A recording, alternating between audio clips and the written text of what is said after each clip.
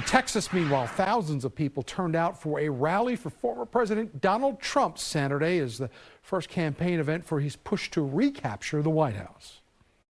The only way to stop these arsonists is to rebuke and reject this evil persecution by sending us straight back to the White House to expel the communists and the Marxists and all of them in 2024. And we'll do it in short order. Well, in short order, immediately, a New York City grand jury is expected to reconvene tomorrow. They are going to be reconsidering an indictment of Trump on criminal charges. The charges stem from, of course, from an investigation involving an alleged payment of hush money to porn star Stormy Daniels. Trump has denied the application. Of course, Fox 5 will continue to monitor this story. You know, this past week, House Republicans criticized the case and requested documents and testimony from the New York attorney Alvin Bragg. Now, here is Congressman James Comer on that request. This is a local DA trying to prosecute a presidential candidate based on federal election law. It's not constitutional what the DA, Mr. Bragg, is trying to do. I believe this is a political stunt. Well, for more on these moves by the House GOP leadership, we want to welcome back in Maryland Congressman Glenn Ivey, a Democrat who is also a member of the House Judiciary Committee. Congressman, good to see you. Before you were a congressman, before you were a state's attorney for Maryland, you worked in the Justice Department. Yeah. Explain to folks, what is the crime that this case is looking at? What crime is alleged here? Well, I mean, basically, it's under New York state law that hush money was paid, and the issue was, what was the purpose of paying the hush money? Was it connected to the federal election or for some other purpose? You might think this is a stupid question, but people have raised this in conversation. Why is hush money a problem? Well, it depends on the state. Per se, it's not, but there are statements that were made here by documents that were signed and statements that were made to on official documents, like the federal election documents, for example, that it was for another purpose. And so there were false statements made about what the money was used for. Now, you're a member of the House Judiciary Committee. Just a moment ago, you heard Chairman Comer, who was on oversight, talk about why he thought that House Republicans should get some of this information. Is that a normal request from a House committee to an investigation, a criminal investigation that's going on right now? No, this is shocking on a variety of levels. First, sort of meddling with an ongoing criminal investigation is usually not something Congress would do. In fact, I think it's highly unusual for them to do it in this way, especially with respect to a state prosecutor. The document sought secrecy documents, potentially violating grand jury rules in New York State, which would be a felony. And also just basic privileges like work products. So they crossed a variety of lines. And the other piece that makes it problematic was it was based on kind of hearsay speculation as opposed to solid facts. So to me, it looked more like an attempt to push back on Bragg and intimidate his decision about whether to move forward or not. You've been in that role as a prosecutor, like Bragg is. Yeah. Was that a proper response on his part?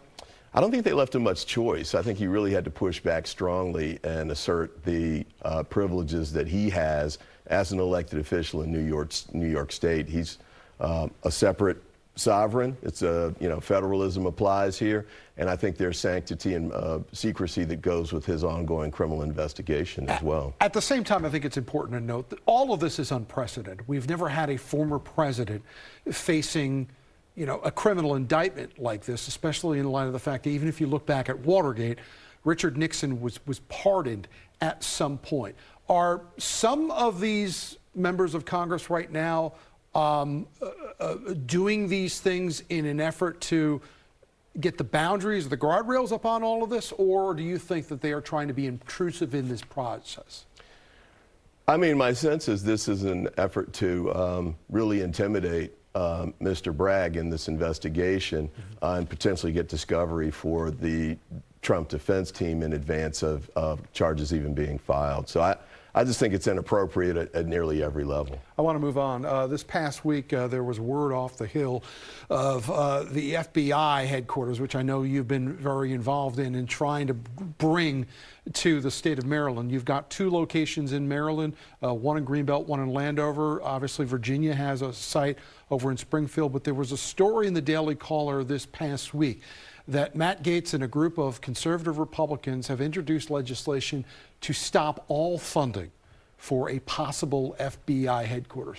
Your reaction to that, and whether or not this has to do with whether or not the FBI actually needs a new headquarters, or is this just payback from some in the Republican Party who feel that the FBI has been targeting members of their political party? They're targeting the FBI and other federal law enforcement agencies. Mr. Gaetz also has a bill that would eliminate the ATF. I don't know who he thinks is going to conduct federal investigations.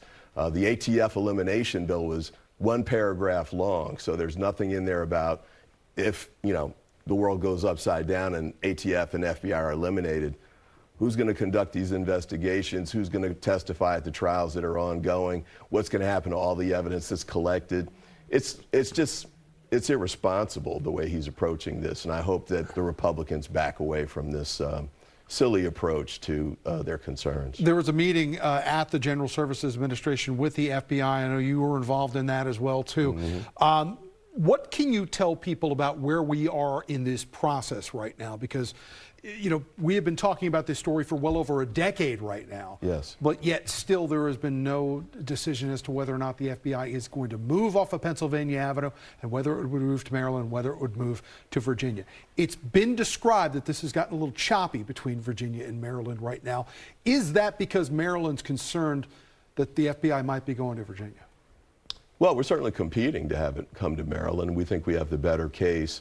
I think one of the biggest points is that it's, depending on your calculations, roughly $1.5 billion cheaper to put it in Maryland than in Virginia for the exact same facility. Virginia pushes back very strongly on that. They say you're making that number up and that the land is already bought for over in Springfield, which is not in Maryland. I've yet to see a pushback that actually has numbers, and the calculations we made, Senator Van Hollen did, were based on GSA data and information. So until they come up with a real number of their own, and they never have, I think it's a winner for us. Hey, real quick, I want to talk about this TikTok, because a lot of parents are concerned about this. There was some testimony this past week regarding TikTok. The CEO was up there. This is what he had to say.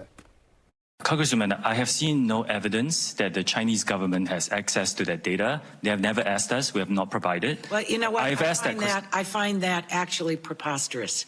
I have looked in. I have seen no evidence of this happening.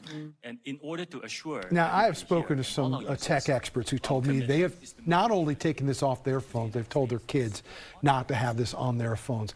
How likely is it that there seems to be unanimity amongst Congress to go and ban TikTok at some point? Well, there's bipartisan support for doing something. I don't know if an outright ban is going to be where we end up coming down on this.